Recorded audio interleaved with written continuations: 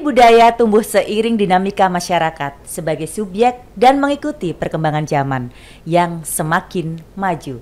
Seperti halnya di kota Jogja, seni budaya bertumbuh dan berkembang turut mewarnai dan menghidupi masyarakat kota Yogyakarta. Salah satunya yaitu seni pertunjukan ketoprak. Seni pertunjukan ketoprak turut berkembang di lingkungan masyarakat kota Jogja, mengikuti perubahan dinamika sosial yang terjadi di dalam masyarakatnya. Ya, Assalamualaikum warahmatullahi wabarakatuh. Salam sejahtera buat kita bersama. Salam, Om Swastiastu, Namo Buddhaya, salam kebajikan, rahayu.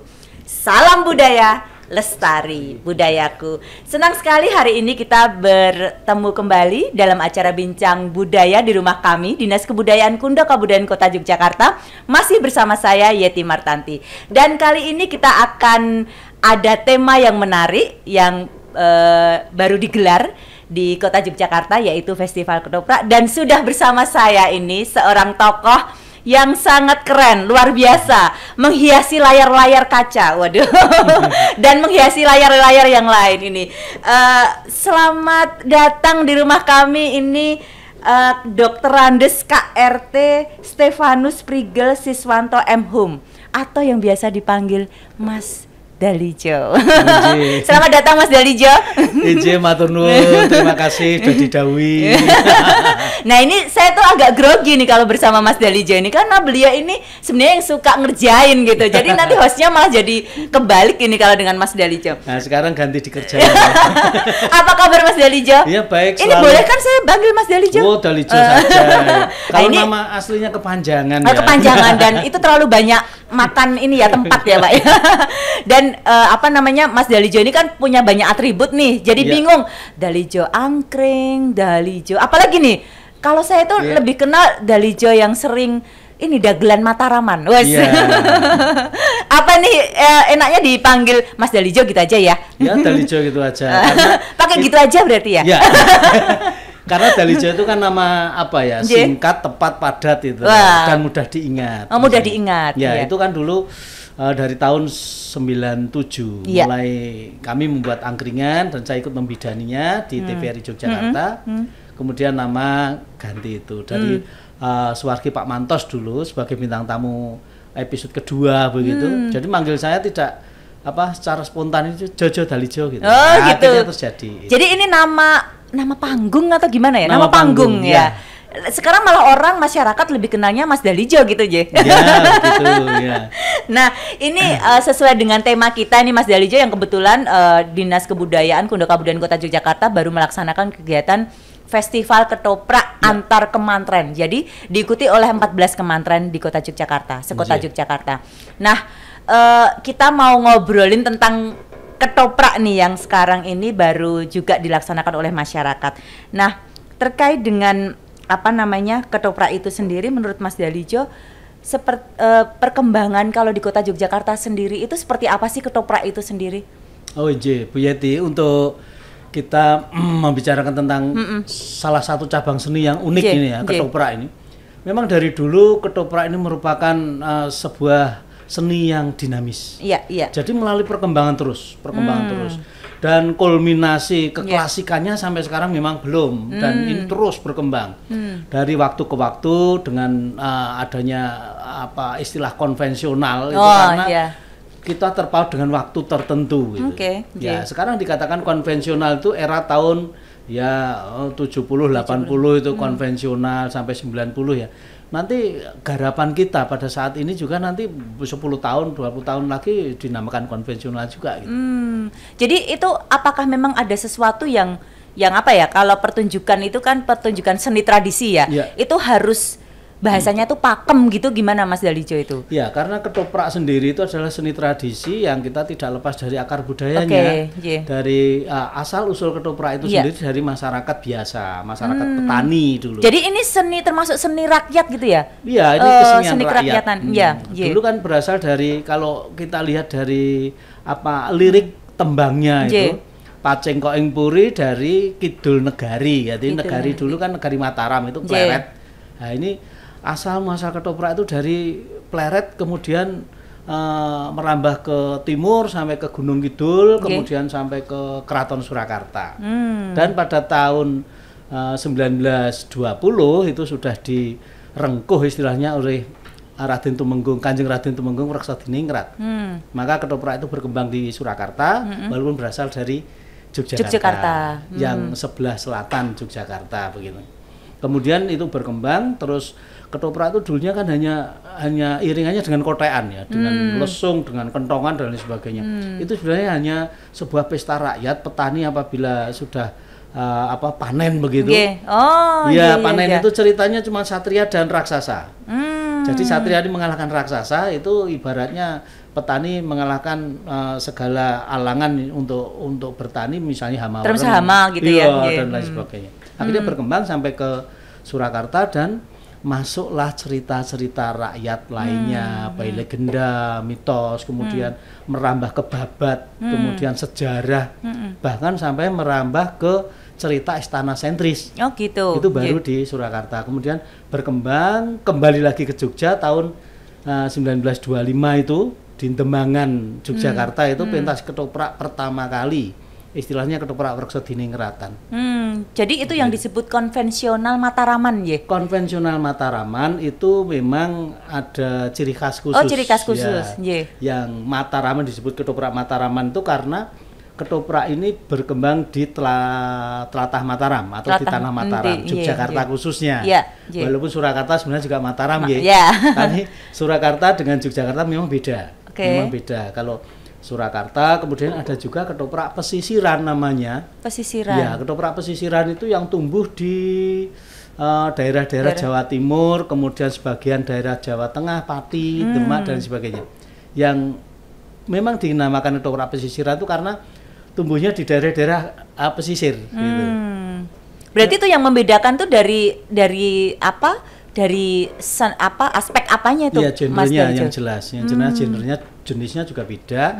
Dan itu kalau ketoprak pesisiran itu dari logat bicaranya itu seperti wayang orang, hampir seperti wayang orang. Oh. Begitu. Logatnya ya, dialeknya gitu.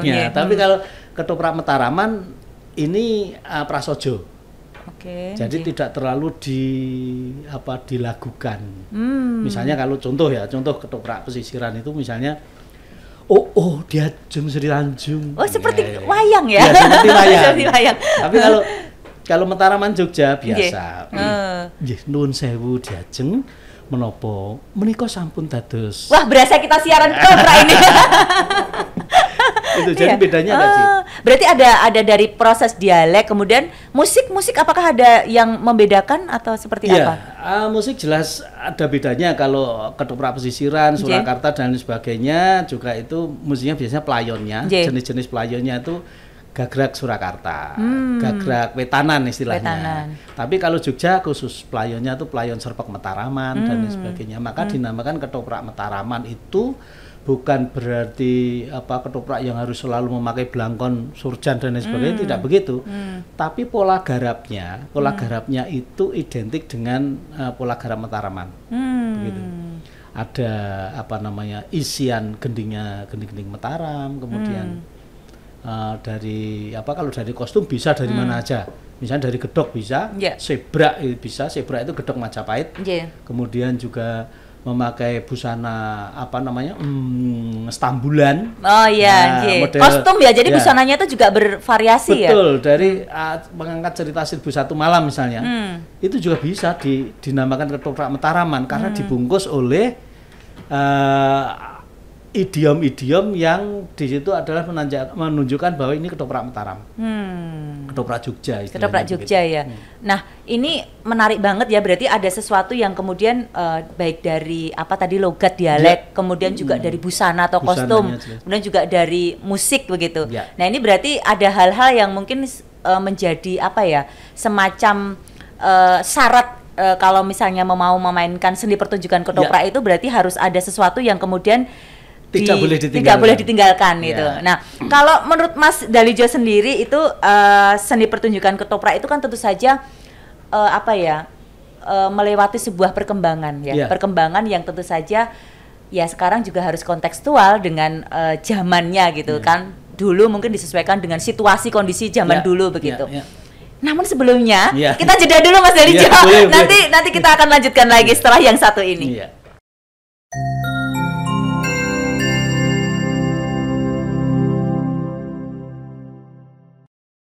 Nah, Mas Dalijo, tadi kan kita bicara kaitannya dengan ketoprak pada zamannya. Nah, sekarang kita juga ketoprak ini kan juga selalu berkembang ya tentu saja. Terutama ini misi dari tontonan sebagai sebuah pertunjukan yang kemudian tentu saja ada sesuatu yang ingin disampaikan kepada masyarakat.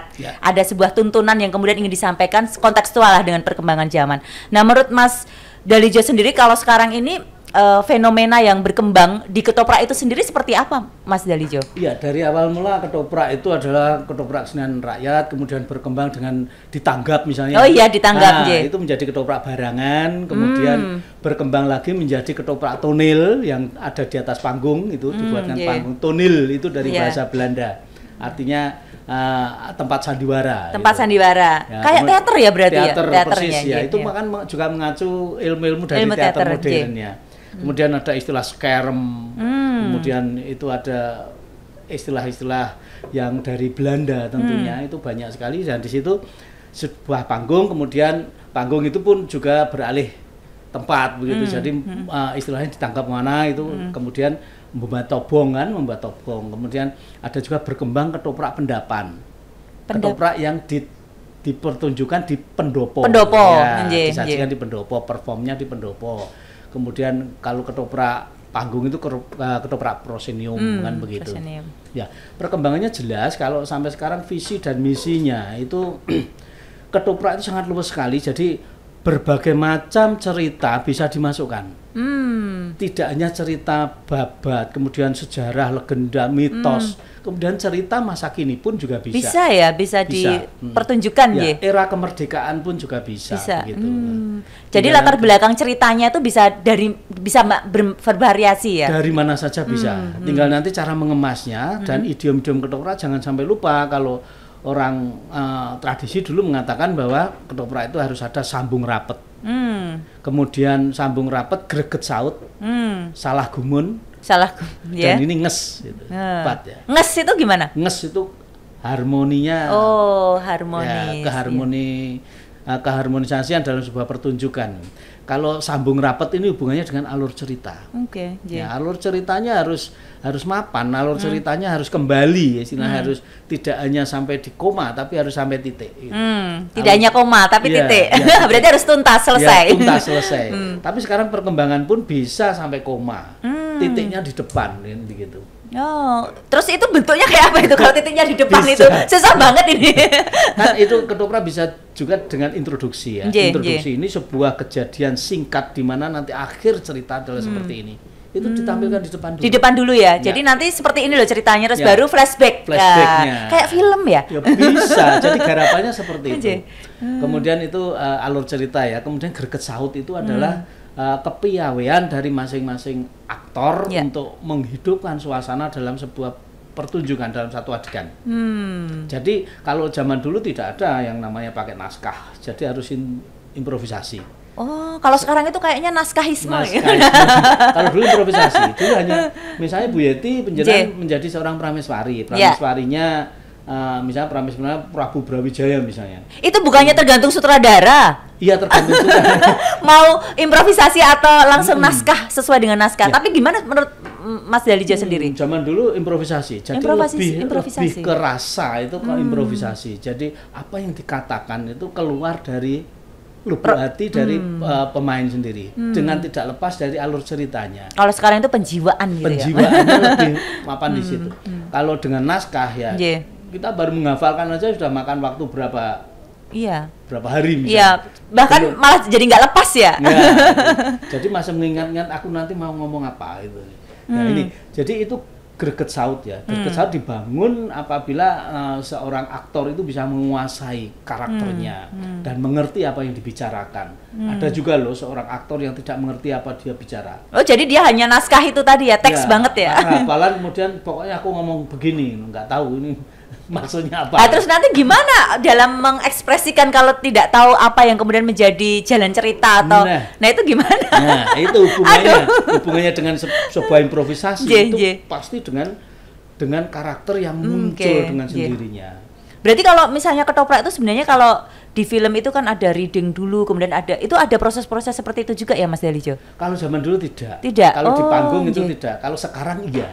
Ada brainstorming, kemudian pembedahan naskah, kemudian penjiwaan dari keaktoran masing-masing ini terus dimasukkan. Tapi kalau sudah ketoprak panggung, dia melalui seleksi alam. Seleksi alam. Jadi mengalir begitu saja. Ya, dari awal dia menjadi perjurit, misalnya menjadi perjurit yang belum ngomong, gitu, belum punya tidak diberi hak bicara, perjurit hanya perjurit, kemudian hanya diberi bicara sedikit, hanya laporan gitu aja, kemudian dia jadi anak-anaknya, baru jadi pangeran, baru tahapannya begitu. Ya, kalau sekarang itu perkembangan seni ketoprak sendiri juga banyak diikuti oleh masyarakat dari segmen apapun lah ya, dari artinya bisa lapisan juga masyarakat, iya bisa itu. Pelakunya kan bisa tidak hanya dari seniman, mohon maaf ini ya. Iya. Nah itu gimana ya Mas Dalijo, karena kan mereka juga tentu saja sangat terbatas dengan hal-hal yang kemudian boleh dan tidak boleh, atau sesuatu yang kemudian menjadi syarat ketoprak itu harus ada batasannya seperti ini. Nah untuk kemudian tidak melewati batas-batas yang kemudian sudah ditetapkan itu, ini perannya itu peran sutradara atau peran apa ini ya yang kemudian kita harus juga menjelaskan kepada pelaku itu sendiri, karena sekarang itu sangat diminati untuk proses sosialisasi dan sebagainya dengan seni-seni ketoprak, tapi kebanyakan tuh seni ketoprak yang kemudian ya banyak dagelnya ya. Banyak banyak dagelannya gitu loh, banyak humornya. Ini gimana Mas Dalijo? Ya itu kan sebuah perkembangan ya. Kalau dulu memang berangkat dari non naskah, kemudian ketoprak masuk ke TVRI, ke televisi, karena durasi itu harus dinaskah. Ngomongnya ini harus dibatasi. Kalau orang improvisasi itu ngomong sehari, terus itu bisa. Tapi kalau nggak dibatasi ini bahaya. Kemudian baru muncul naskah seperti ini. Nah perkembangannya sekarang karena ketoprak itu harus juga dikenalkan kepada khalayak ramai, khalayak awam juga, tidak harus seniman ketoprak sebagai pelakunya. Misalnya ada ketoprak Excel misalnya, eksekutif legislatif. Oh iya. Mahara Excel. Biati juga ikut MS Word gitu. Excel, MS Word gitu. Itu baru-baru ini kemarin di Jakarta dari habis pentas di Jakarta, selamat Mas Dalijo. Wah, dengan Pak Menteri juga ya kemarin. Ya, dengan Pak Mahfud, kemudian juga ada mendatangkan artis Mbak Ayu Azhari juga. Kemudian dengan para pejabat-pejabat di pejabat-pejabat ketoprak pejabat akhirnya ada duta besar dan lain sebagainya, banyak di sana. Baru aja kemarin jadi tetap dibungkus dengan idiom ketoprak klasik, ketoprak tradisi, ada gamelannya, ada tembang. Tapi isiannya boleh pakai bahasa Indonesia, karena kalau beliau memang tidak kurang mengerti bahasa Jawa, ya pakai bahasa Indonesia. Itu diperbolehkan ya, misalnya kemudian harus memakai bahasa-bahasa yang kekinian begitu. Ya boleh, pakai bahasa Inggris pun juga boleh. Tapi tetap idiomnya dibungkus. Ini sebuah sajian sandiwara ketoprak dengan gamelan masih ada, tapi kalau idiomnya banyak yang dikurangi, misalnya keprak sudah tidak pakai gamelan, hanya pakai musik, itu nanti akan jadi lain. Misalnya jadi opera, kemudian akan jadi teater tradisi misalnya. Tapi itu ada nggak ya Pak Mas Dalijo? Maksudnya bahwa perkembangan ketoprak itu kan memang harus disesuaikan ya dengan zamannya. Tapi apakah apakah ada sebuah diskusi, atau kalau orang-orang bilang wah pertentangan ini gitu yang sifatnya harusnya tuh nggak boleh seperti itu, apakah itu ada sesuatu yang kemudian ya diskusi-diskusi yang kemudian menetapkan ketoprak itu ya harusnya pakemnya seperti ini gitu? Apakah ada hal yang kemudian harus lebih disesuaikan gitu, Mas Dalijo? Ya, kita lihat visi dan misinya, eventnya apa gitu. Kalau misalnya kita untuk pelestarian, untuk pelestarian dalam ranah festival, misalnya lomba dan sebagainya, ya kita beri batasan-batasan untuk pengembangannya, supaya tidak merambah ke teater modern misalnya, begitu. Itu dalam misinya sebagai pelestarian. Tapi kalau sifatnya hiburan, ini sah-sah saja. Oh begitu. Boleh kalau sifatnya hiburan misalnya, tapi tetap itu orang melihat ketoprak. Gitu. Jadi bukan teater, bukan gitu. Ludruk kan sudah ada beda-beda ya. Beda. Jadi memang anu ya untuk kemudian membuat banyak orang berminat tertarik itu memang harus ada cara ya. Harus ada cara. Caranya ya harus kontekstual. Bagaimana kemudian meskipun itu nantinya tujuannya pelestarian ya. Nah, tapi sebelum kita melanjutkan obrolan yang menarik tentang pelestarian ini, kita lihat yang mau lewat berikut ini.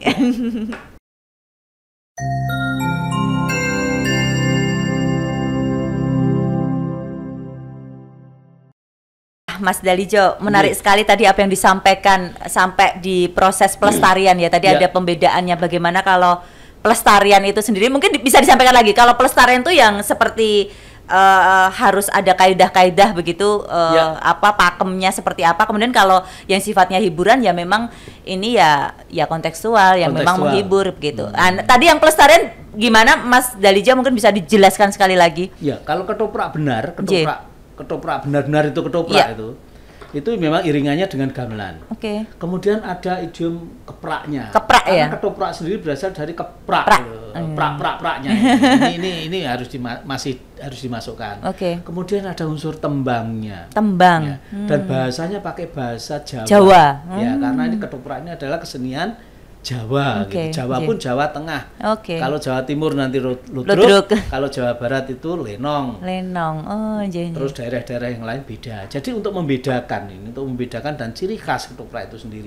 Kemudian ketoprak itu syarat dengan Udawedanani Negari atau Tata Krama, unggah-ungguh dan lain sebagainya. Dinilai dari unggah-ungguh tidak hanya trapsilo paraga saja, tapi juga vokal yang disampaikan. Ngaturi ratu ya nuninjih sinuwun. Ratu dengan kawula ya ingsun gitu, misalnya gitu. Jadi harus benar begitu ya. Betul. Dari bahasanya juga.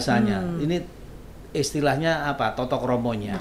Belum nanti busananya. Kalau seorang pangeran itu memakai motif jarit aja sudah beda. Jarit seorang pangeran, jarit seorang raja, rakyat biasa, lurah, demang atau tumenggung itu sudah beda. Ya.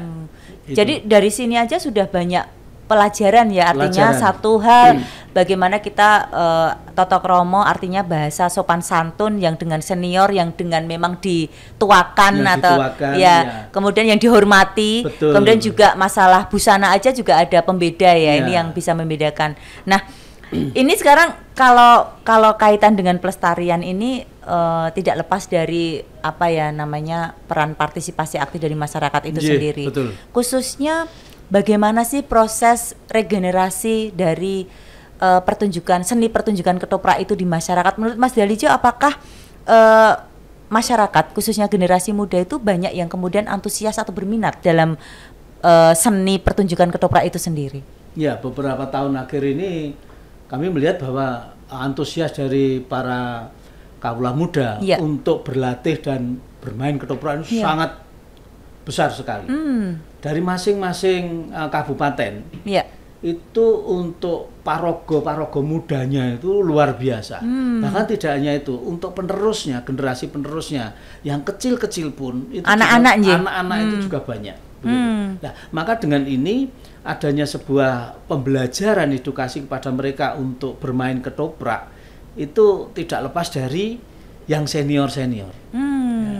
Yang senior-senior ini juga harus legowo karena gitu ya. Jadi jangan memaksakan untuk kemudian awalan mereka belajar itu harus dipaksakan dengan hal-hal yang sifatnya gitu. Sangat intens sekali. Kamu anak-anak harus seperti saya, tidak bisa. Bahkan kalau dulu kalau ada pemain muda itu biasanya nuwun sewu ya. Karena yang senior-senior ini belum mau surut gitu, belum mau diganti oleh yang muda. Itu biasanya yang muda-muda belum diberi kesempatan untuk berkembang. Bisa ada istilah misalnya dibunuh di atas panggung. Gimana itu dibunuh di atas panggung itu? Waduh, istilahnya. Dulu misalnya dibunuh di atas panggung itu dia tidak ke bagian dialog. Waduh, susah dong. Kan improvisasi semua. Iya. Kalau diberi dialog pun yang susah-susah sampai mereka gelagapan nggak bisa ngomong gitu. Ada masa seperti itu juga ya Mas Dalijo? Itu karena kurang legowonya dari kaum yang senior. Gitu. Nah sekarang himbauan kami adalah legowo dan semuanya bisa diterima dengan lapang dada bahwa mereka itu adalah generasi penerus kita di mana untuk perkembangan ketoprak, pelestarian ketoprak dan pondasi utama untuk kebudayaan kita itu adalah mereka. Iya betul. Karena siapa lagi nanti yang akan melanjutkan ya proses regenerasi itu bisa berjalan kalau nggak anak-anak muda Ya, sekarang betul. ya. Maka sekarang untuk festival sekarang dengan jenjang yang berjenjang dari Kapanewon kemudian meningkat ke provinsi, itu masih melibatkan yang sepuh itu ya paling tidak dalam satu grup itu 3 orang lah. Untuk adanya transfer ilmu, kemudian juga ada hubungan benang merah antara yang muda dan yang tua. Ini supaya bisa nanti kalau muda semua ini nanti bisa jadi berubah bentuk yang disajikan. Kalau saat ini tuh kan banyak tokoh ketoprak ya. Salah satunya Mas Dalijo nih. Oh, saya belum tokoh saya. Kalau sebenarnya kalau yang menginspirasi gitu loh Mas Dalijo. Artinya kan kadang itu kalau anak zaman now, anak-anak sekarang itu kadang juga butuh ada yang menginspirasi gitu ya. Tokoh-tokoh ketoprak yang mungkin kemudian bisa menjadi salah satu idola ini gitu. Nah, kalau sekarang itu tokoh-tokoh yang mungkin dianggap menjadi apa ya, trendsetternya atau apa sih bahasanya apa ini kalau idola ketoprak itu sekarang yang muda, yang senior itu masihkah ada begitu yang kemudian berpartisipasi aktif untuk mengajak yang lainnya, ayo kita memotivasi untuk proses seni ketoprak ini tetap berkelanjutan gitu, tetap lestari itu. Yang dulu yang tokoh-tokoh ketoprak itu banyak sekali dari ketoprak Siswodoyo. Jadi kita belajar tidak hanya ketoprak Mataraman. Kalau saya ada Siswodoyo itu ada Pak Siswondo HS, kemudian ada Pak Yusuf Agil, kemudian ada Pak Pujo Sewoko itu yang ketoprak wetanan atau pesisiran. Kemudian yang Jogja ada Mbah Gito Gati, kemudian ada Pak Hidayat, kemudian dari tokoh-tokoh RRI itu fenomenal ya itu ya, dan jadi panutan itu ya. Panutan ada Pak Sarjono dan lain sebagainya. Itu bisa untuk panutan dan membandingkan bahwa kalau kita bermain ketoprak ya pure, tidak harus seperti beliau, tetap menjadi jati dirinya yang bermain, tapi bisa nyengkok, istilahnya nyengkok itu karena idola itu mengidolakan apanya, mengidolakan keaktorannya, dari bicaranya, atau ada juga yang mengidolakan hanya waktu gandrung saja, mengidolakan pas menjadi tokoh antagonis saja, mengidolakan pas menjadi tokoh protagonis saja gitu. Itu banyak. Jadi perbandingan banyak tokoh itu lebih baik. Jadi nanti kalau bermain ketoprak tidak hanya satu karakter saja, jadi bisa bermacam-macam karakter kita dengan kuasa. Referensi ya, tokoh-tokoh yang mungkin menjadi panutan menikah dan jangan malas untuk bertanya. Harus belajar terus ini. Harus mendekati pada mereka dan bertanya begitu. Nah ini kebetulan kan di Dinas Kebudayaan Kundo Kabupaten Kota Yogyakarta juga baru melaksanakan festival ketoprak tingkat kemantren ya, 14 kemantren ini. Nah, menurut tanggapan dari Mas Dalijo sendiri dengan adanya festival ini, apakah ini merupakan sebuah langkah konkret yang bagus untuk proses pelestarian ataupun regenerasi? Menurut Mas Dalijo gimana? Iya, ini merupakan langkah konkret nyata bagi kawula muda, kemudian bersinergi dengan yang sepuh senior itu untuk sebuah garapan ini yang sangat luar biasa. Jadi yang namanya pengembangan itu tidak harus bermetamorfosa, tidak harus berubah bentuk, tapi dari bentuk yang ada itu dikembangkan dan diolah, digarap, gitu. Baik ceritanya, baik settingnya, baik kostumnya, kemudian tata panggungnya, itu yang namanya digarap, tapi tidak lepas dari akar budayanya, kan begitu. Ini sudah mulai nampak sekarang. Jadi sebenarnya kan dari festival ini juga memunculkan kreator-kreator juga, artinya kan tidak hanya kemudian pelaku seninya, tapi juga kreator-kreator yang kemudian men-setting dari tata panggungnya, kemudian juga bagaimana harus misalnya dari kostum juga kan kreator-kreator penata busana dan sebagainya begitu. Nah ini berarti memunculkan banyak tidak hanya seniman pelaku pertunjukan aja, ya dari seniman kriya, seniman seni rupa, kemudian seniman panggung, kemudian seniman tata busana dan lain sebagainya, ini bisa masuk di sana. Kemudian dari keaktorannya, dari seniman-seniman teater dan lain sebagainya, ini sebenarnya bisa masuk di sana. Dan yang jelas untuk garapan ini, sekali lagi saya bilang bahwa garapan ini dari ketoprak yang sudah ada konvensional itu bisa dikembangkan dari berbagai aspek itu tadi. Ya, tidak harus merubah bentuk yang sudah ada. Ini kalau tidak tidak kita batasi dari garapan, ini akan berubah bentuk.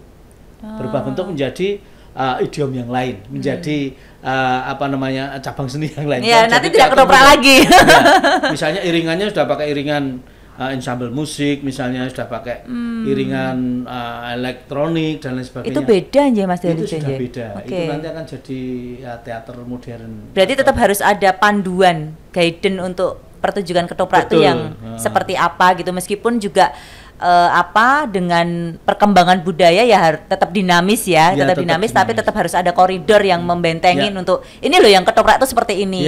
Ini di dalamnya bisa digarap bermacam-macam. Garap apa saja, settingnya dari alur ceritanya, seperti yang saya katakan tadi, titiknya bisa di depan dulu, baru kemudian koma.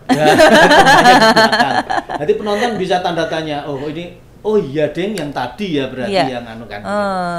Itu dari segi trik-triknya alur cerita bisa digarap begitu. Tidak harus ini garapan jadi ketoprak dengan kemudian dengan iringan yang macam-macam, ya itu nanti akan berubah bentuknya. Walaupun sang sutradara atau penyaji ini tetap kekeh ini ketoprak kok. Yang menurut Anda, tapi untuk masyarakat awam iki ketoprak apa tuh kan begitu. Malah nggak jelas gitu ya. Begitu. Jewa, ini tapi kebetulan kita juga harus titik ini, tidak koma terus. Berarti titiknya di belakang.